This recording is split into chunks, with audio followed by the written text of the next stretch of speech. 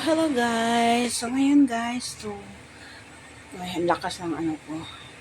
Magluto po tayo ng cheese steak. So ito, lagyan po natin ng mantika, unti lang guys.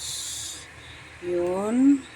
Ito po yung cheese steak, lumpia, cheesy beef flavor siya guys. So ilalagay natin, pahinaan lang.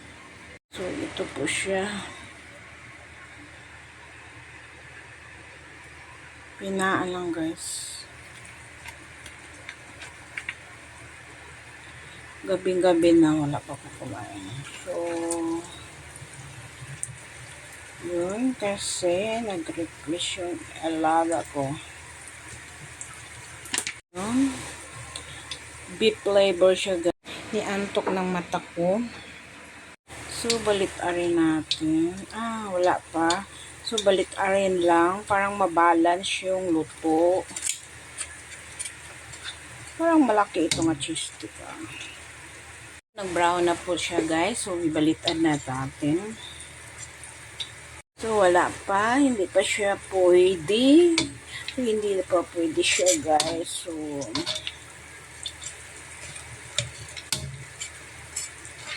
luto ko na.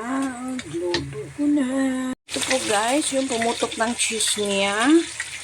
Wow! Masarap. Yun, nakita mo guys. Ito po yung cheese stick. Cheese odor, madami. Ang yummy siya guys. So na, naputukan na. Yun. Sarap po guys. Promise. Lagyan mo. Ay, naku, natutong. So, kunin na nyo natin yung luto niya. Ang wala po. Yun, nag-brown na siya. Yun.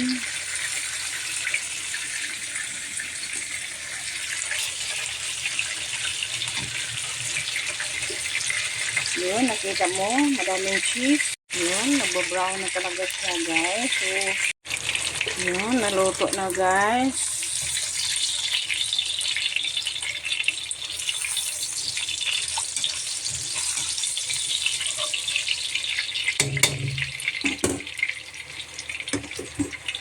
So, ito na po yun, guys. So,